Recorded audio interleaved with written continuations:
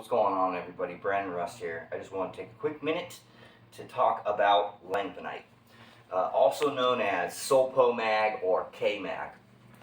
It is a kind of crystalline, pinkish white rock mineral that's usually used as a potassium supplement.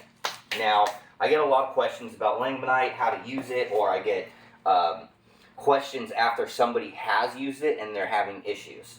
Now, although the NPK value on this is 0022, which means it has 22% potassium, if you go down here to the label, it also contains almost 11% magnesium and 22% sulfur.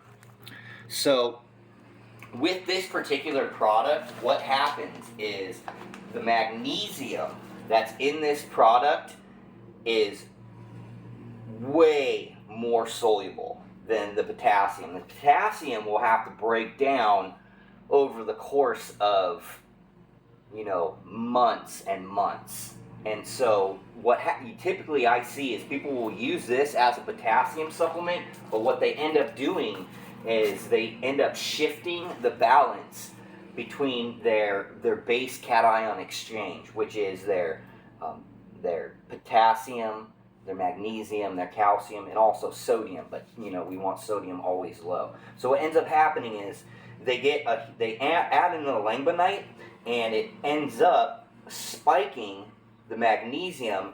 And what that does is it causes an antagonistic relationship, because if they're already deficient in the potassium, then that added magnesium is going to have a detrimental effect in the fact that it'll block out whatever, or it could possibly block out whatever remaining potassium is in that system.